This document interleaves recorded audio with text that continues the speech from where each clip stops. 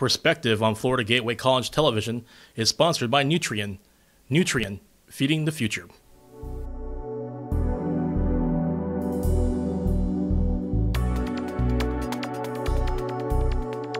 Hello, everyone, and welcome to Perspective. This is a public affairs presentation of Florida Gateway College. This program can also be heard on WCJX 106.5 and the Big 98.1. We appreciate our partnership with Black Crow Media. The program today is Everything Alligator Fest. The Alligator Spring Fest is coming up in April, the middle of April, right before your taxes are due. To talk about that, we have Jackie Sulik, who is the president of the local chapter of Four Rivers Audubon, and John Middleton, who is a board member. Also, he runs the photo contest, which we talked about earlier this year. We'll talk to them about Alligator Spring Fest coming up next. Don't go away.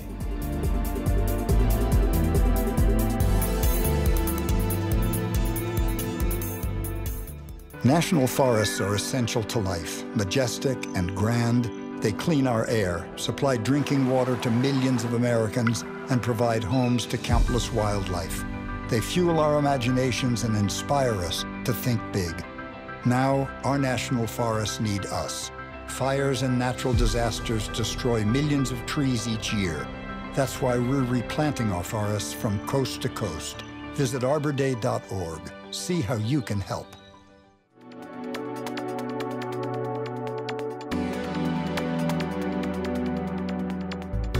Welcome back to Perspective here on Florida Gateway College Television. My name is Mike McKee, and my guests are Jackie Sulik, the president of Four Rivers Audubon, and John Middleton, who is a member of the board that organizes the Alligator Spring Festival. Jackie, welcome to the program. Welcome back. Well, thank you. This is our 9th year, Mike. This is becoming a regular thing here with Alligator, and my goodness, from where it was to where it is now is unbelievable. For the folks who are new to the program on radio, let's explain to how this thing got started. Well, we decided we wanted to get more of our community involved in Alligator Lake Park. It's a beautiful, beautiful resource and really seemed underused at that point.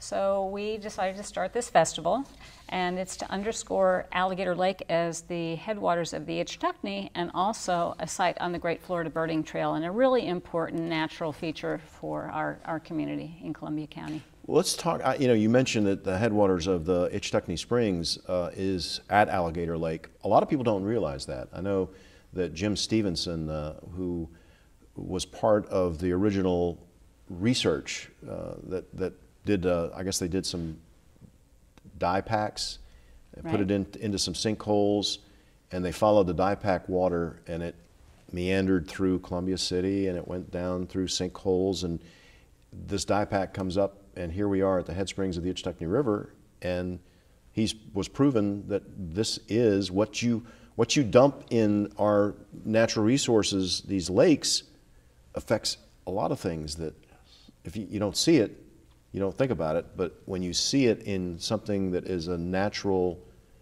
gem for us, it all comes together. And so that's how this all got started. Right, and it's very important to understand how important springs are as a resource to Columbia County. I've heard $22 million a year comes into the county because of the springs. So it's really important to maintain those as the gems that they once were, and we like to underscore that and teach people about that. Well, and I think it's good to recognize the county commission here in Columbia County. This was not going to be much of anything, I don't think, Alligator Lake, and they had an idea about making it a park. Is that kind of how things got started, that once the county invested in parking areas that allowed people to come in and see what Alligator Lake Park was, that kind of was the impetus for the festival? It was, and we really do appreciate what the county has done. It is a county park.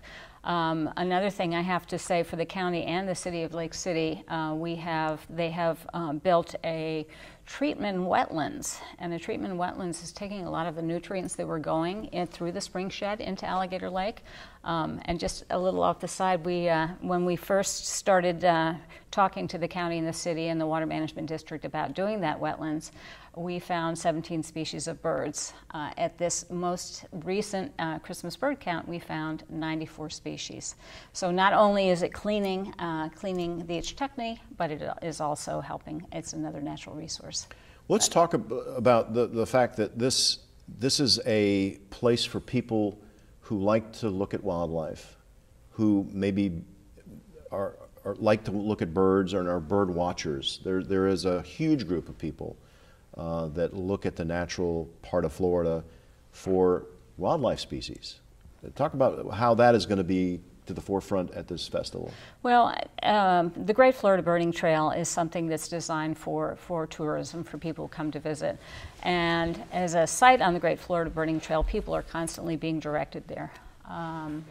Bird watching and wildlife watching is the second most popular hobby in the United States, only second to gardening, which we're going to get to a little bit later. People travel great distances, spend a lot of money. Again, for tourism, it brings a great deal to the economy of Columbia County. Well, and I think, Jackie, you probably agree with me that when people think of Florida, they think of beaches, or they think of, right. They don't think about what we have here. And this could become, you mentioned the millions of dollars that this brings to the state of Florida, but as ecotourism, this calls attention to that as well. Absolutely. So we've got our water and we've got our birds and wildlife. And John has been doing a great job of bringing the photographers in. And you see these photographers with these huge lenses. These are not inexpensive pieces of equipment. So this is another demographic that John in his photo contest that I think you featured already is really promoting. And so, John, we saw some beautiful work and we're going to show in the next segment of some of the photographs that are up for awards at the festival. You're ready? All the judging has taken place? We are ready. The photos have all been submitted, and the panel of judges have spent many hours reviewing these wonderful works that we got. Winners have been selected. They'll be announced and unveiled at the festival on April 14th. We'll have prints of the 5 primary winners, and we'll have a slideshow running with all of the Award of Merit winners. We were just astounded at the beauty and the quality of some of the photographic work submitted. Well, and I think the neat thing, and I think you both will agree, when you're photographing nature, you just don't go and in 5 minutes you got your picture. You may spend hours finding that one, and so the photographic resource that Alligator Lake has become is also something that you want people to know about. Right. So we're really combining so many things, and I'd love to talk about the festival just a little bit because there's so much more. We have food, we have vendors, we have music, and boy, we are going to have one extraordinary feature this year. We've started including one big draw. We have Birds of the Gauntlet coming this year, and this is a woman who's bringing about 10 birds of prey, owls. She even said she might bring a golden eagle. She has a peregrine that she flies. She's a falconer. So at 1 o'clock, we're going to have the falcon doing its show. So it should be, I get goosebumps just thinking about it. And so people know these birds occur there naturally. They're there. The owls are there. You don't see them a lot of times. Right. The falcons are there. The hawks. Yep. The red-tailed hawk. And so this is an up-close and personal look at what is there, because those are very difficult to see. Right, and we're also going to have reptiles. Well, and the guys here at the studio were hoping that there would be an alligator here today, but we've got some less dangerous plants that we're going to talk about in the second segment to show folks. But that, again, those species are also there. There's snakes. There's alligators, there's, all kinds of things. Again, this will all happen, you can see them at this festival on April 14th. The date is ominous with paying your taxes the day after, which is on a Sunday, so I guess the extension is for the next week. But what else are people going to see? I know that you'll be able to see local vendors and food. and things like that. And we also have kids activities, a lot of educational activities. One thing that we always like to promote is we have bird walks and butterfly walks. And our butterfly walk is with a fellow named Mark Minnow, who's written 6 books on Florida butterflies. From the University of Florida. Or Gainesville. From Gainesville, yeah. He actually works for the Water Management District now. But he is absolutely amazing. And as a result, we're giving away 200 butterfly plants for free. Yeah, and we want to talk about that in the next segment. It is time to take a break here on Perspective. When we come back, we'll continue our conversation about the Alligator Lake Spring Festival. We'll do that when we come back. Don't go away.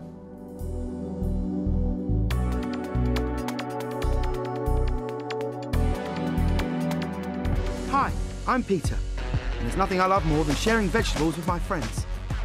Come on in, help yourself to anything. That's why we give our food the utmost respect it deserves. Did you know there are simple steps we can all take to help save food? You can cook it, store it, even share it. Just don't waste it.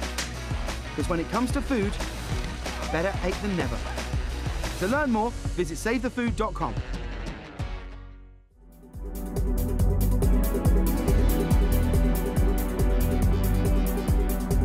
Welcome back to Perspective on Florida Gateway College Television. And again, we'd like to welcome the listeners on WQHL 98.1. And we want to thank the Black Crow Media for being a partner, as well as 106.5 WCJX. We thank them for their listening in today on today's program. This segment I wanted to kind of dedicate to plants. And that's what you have, some plants here.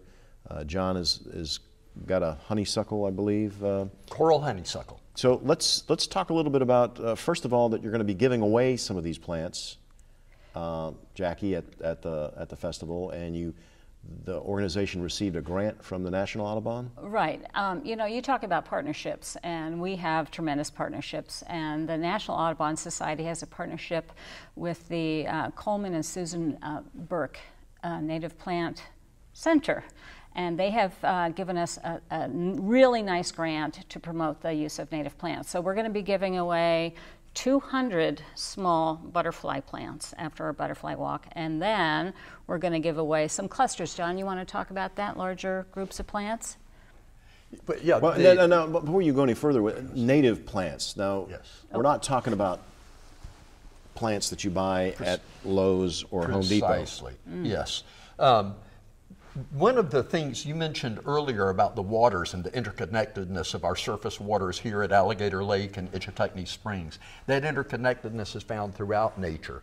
The plants and animals that live here depend upon one another. So by planting native plants, you can assist the pollinators like butterflies and all of our native bees, as well as birds.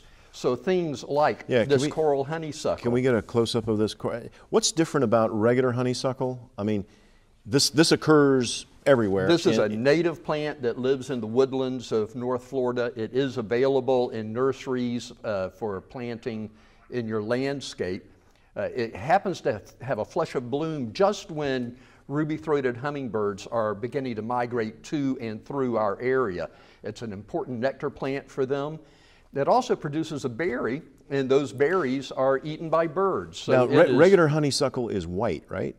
Yeah, well, there are a variety of honeysuckles. Japanese honeysuckle is around. It's actually an invasive exotic that is used to some extent, but it is not nearly as prolific for our native wildlife as the coral honeysuckle. And these attract honeybees that will pollinate and create honey. Actually, this one is pollinated primarily by ruby-throated hummingbirds and sulfur butterflies. Really? That probably because of the long exactly. being able to get in? Most of our bees, honeybees and native bees, can't pollinate this because of that tubular flower. But it's wildly popular with hummingbirds. And you know, I'm sitting here asking these questions, and it never would have occurred to me that a bee couldn't get their little thing down this long tube, but a hummingbird does. And so these hummingbirds, they're not here during the wintertime. They travel from great distances, and you learn all this. And if it weren't for these plants, they wouldn't be able to feed as they Absolutely. go north. Many of the ruby-throated hummingbirds, many of them fly directly across the Gulf of Mexico. It takes them 18 to 24 hours to make the flight. That's a 1-ounce bird, over 5 million wing beats just to get here. When they show up, they're hungry, and they're looking for blooms that are rich in nectar. John, I got to ask you that. You're telling me a hummingbird will fly 24 hours across the Gulf of Mexico to get here. That's correct. To eat. Absolutely, absolutely. That's amazing. It's a long that migration. They have to go to the Yucatan to find blooms during the winter months when we don't have enough blooms here for them. And the ones that are coming back to the eastern seaboard will fly across the Gulf of Mexico, arrive in Florida and along the other Gulf states, and they arrive hungry. Yep. This is one of the plants. If you like ruby-throated hummingbirds, my recommendation, this is the plant to start with. Now, are these going to be given away as well, or are they going to be on display? We're going to have a few of these to give away. We're actually giving away some clusters so people can start putting 3 or 4 native plants in together in their yard, and this is going to be one of the ones we'll feature. And what's interesting is the ruby-throated hummingbirds are showing up right now, and it's in bloom. I was telling you Perfect. before, I have a lemon plant in my backyard, and it's blooming right now, and the hummingbirds are back. They're different. They look different than the ones you see during the summertime, and so I'm sure. Not that I'm an expert on. I know what a hummingbird is, just not sure of what type of hummingbird. They've just got different outfits on right now. It's basically the same type. Okay. But anyway, can we zoom in, Richie? I hate to put you on the spot, but we've got some other native plants here that I think Jackie's going to describe. What are we looking at here? You told me that the yellow plant is okay. an So azalea? we have most of the azaleas that people see in their yards don't smell. They don't offer nectar. They're awfully pretty, but for natives, they don't do a whole lot. So this is one of the native azaleas. So if you look there on the monitor, there you we can go. see that yellow flower is a native. This is the native azalea, one of the native azaleas. Now, is a flower smaller? It's a very different shape. Okay. It's a little it does bit look smaller. A little different. Now we also have another one over here. So people think that native plants are not very showy. Look at this pink flower. Isn't that just fabulous? And if you could smell these, I mean, they're out of this world. So that's how can you tell them apart? Is it that the smell? They look very different. And they look like the very flower's different. a little smaller. So I have had probably 10 species of butterflies and moths nectaring on these. On the regular azaleas, you will get nothing. You were asking about the bees. This is a little native Conardina, and this is something that the bees can get into. And right now, if you have one of these in your yard, you will hear it. It hums with the wildlife of the bees that are on this little plant. This is called a fringe tree, another native. This over here, and this is one of the plants that we will be giving away little ones of. This is called a gaillardia, or a blanket flower. This actually blooms all year round, and you will see bees and little caterpillars and all kinds of things on it. So within this little natural bouquet, you have a whole palette of wildlife that uses these flowers. Now, when you go to the Alligator Lake Spring Festival, will you learn about what to look for? Because I see people that may want to plant some of this in their backyard, right, but aren't sure what it is, what attracts it to, what can attract to it. Sure. Well, the reason that we got this grant is the grant is all about teaching people about natives and encouraging people to plant natives. We also, there is a National Audubon program right now, which is called Plants for Birds, and we have all kinds of handouts and educational pieces. There's also a fabulous, fabulous book, and I'm going to give you a copy of this, Mike, to take home. Well, it talks about why and I think and how. maybe encourage our library to put that in their collection as well. What a great idea. Yeah. Okay. So you're really going after native plants at this festival, and if people are unsure, there will be somebody there that can say, hey, this is what this is. Is some of these plants available at Lowe's or Home Depot, or are they only in specialty places? Typically not Lowe's and Home Depot, and in fact you have to be a little bit careful because people don't want plants that look like they've been eaten by bugs, so they use a lot of insecticides and pesticides. Some of them are systemic, which will actually kill the things that are attracted to them. So you want to go to a native plant nursery. We are going to have native plants with natural treasures. The local Big Bend chapter of the Florida Native Plant Society is going to be there selling native plants from National Treasures. We have another gal who's going to be bringing all kinds of things. So it's not just about native plants, but our focus for our booth and our chapter really is going to be native plants this year, thanks to the Burke Grant. Yeah, and that's something that you can, again, educate people on what native plants are available. Now, you mentioned species that, like the Japanese honeysuckle, yes, that becomes just out of control. And I think maybe bamboo would be something. I don't mean to scare you, but I mean, can we talk about that? There are a lot of invasive exotics. Talking about Alligator Lake Park, Chinese tallow, also known as popcorn tree, is an invasive exotic that threatens to overtake the marsh. And is not particularly productive in other ways. There's a climbing fern, Japanese climbing fern, Lygodium japonicum, that is there in the park. So some of the things that we buy at a garden center can in fact become invasive and displace native species. Not only is it about losing those native species, but again, it's that network of life. These native species that are adapted here, the plants and animals are adapted to them. The one we began with feeds the hummingbird, but the hummingbird pollinates it. So they work hand in hand. As you shift your garden to more native plants, you not only begin to see more butterflies and other native pollinators and hummingbirds and all of the birds that migrate here in the winter time and eat the berries and seeds from these things, but you know that you're enriching the overall environment of the neighborhood as opposed to those exotics that can get out of control, and you spend a lot of money trying to get them back out of native areas. Well, and you talk about exotics and getting out of control. You just look at the python problem that we have in South Florida, where there's now, it's open season on these things. In fact, I actually saw a python eat a deer. I think I saw something on some social media that these species are way out of control.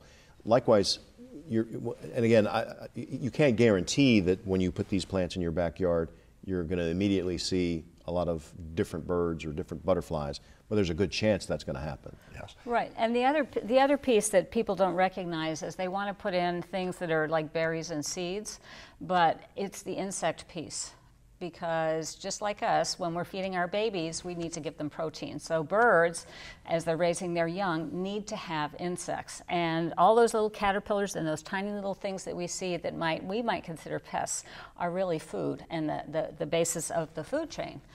It's really important because we have our Florida soils, we have the plants that have evolved with the Florida soils, we have the bugs that have evolved to eat those plants, and that's the bottom of the food chain. So you take that out and you take everything out. You're basically pulling the rug out from under the food chain. So it's really important to think beyond just the berries and the seeds, because it's really insects as well. Alligator Lake Spring Festival is happening on April 14th. My guests on the program today are Jackie Sulik and John Middleton, who have a lot to do with putting this festival on every year. It takes place in the spring of every year. We'll wrap things up when we come back. You're watching Perspective on Florida Gateway College Television. Give it a slow down. Hello, I'm Dr. Spruce. Did you know all those green shapes on maps are parks and forests? It's true. Visit discovertheforest.org and plan to visit a park or forest near you, instead of just wondering what it would have been like. While the word forest might make you think of distant lands from far, far away, please note parks and forests are closer than you think, which means things like beautiful scenery, fresh air, and family time are also closer than you think.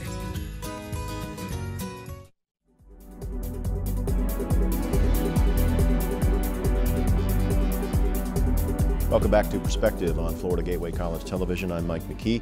I'd like to wish the the listeners on WCJX and 98.1, the Big 98, a good day and welcome to the program.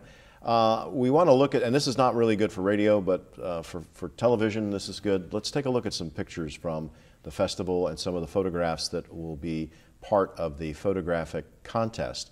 This one, I think, did this not win last year? No, actually, some of these photos are just of the native plants being used by pollinators. This is a Palamedes swallowtail on one of our native milkweeds. Wow. And the milkweeds are important because they're the larval food for monarch butterflies. And this is the caterpillar of a monarch butterfly. And this is what some people would call a pest. Jackie, you call it I call it bird food. Bird food. So, although this one has a kind of a sour taste for the birds, i.e. the coloration. That's really pretty. And there we have a honeybee. And coneflower, purple coneflower is a native wildflower, and again, it's much loved by the pollinators. It does produce a seed that can be eaten by sparrows. Now, when I was a kid, we called these bumblebees. Is that what that is a native bumblebee? Yes. Very good. So it is a bumblebee. I thought it was just a kid term, but there's actually a bumblebee. Yes. If you have a wetter area, there are several of the plants that we'll see here really work well there. This is cardinal flower. It has that long tubular flower. Hummingbirds like it, and sulfur butterflies, that's the cloudless sulfur, has a proboscis long enough that they can nectar on tubular flowers. In my vocabulary class, proboscis is the nose. There you go. This is one that your home on the lake would do very well there. This is swamp sunflower, and it in the fall makes this beautiful display, and both pollinators and birds like it. I believe I have those in the swamp. Good for you. But that's kind of cool. And again, a lot of these are John's photographs. Yes. John, I know you have to have the patience in order to get these shots. In order to get this is a honeybee on American beautyberry.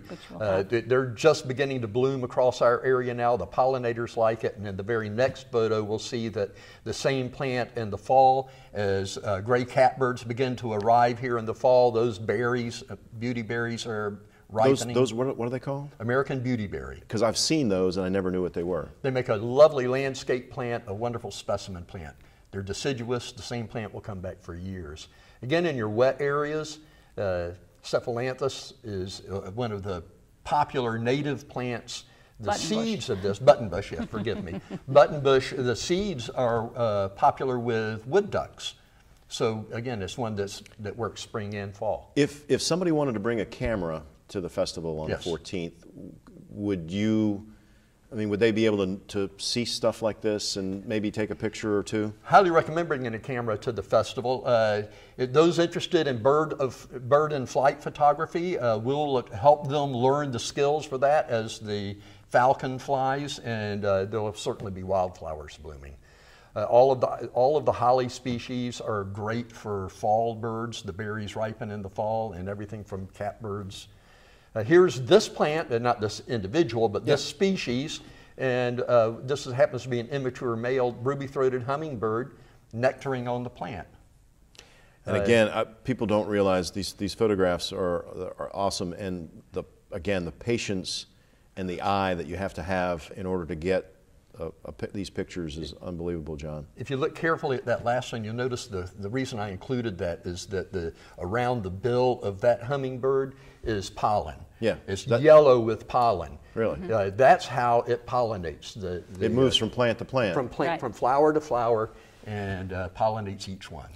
Well, this has just been really interesting. Again, whenever you come here, I'm never disappointed because there's always something new to look at. You bring a new flower, you bring a new plant, you bring an alligator, you bring a snake, you bring all kinds of stuff.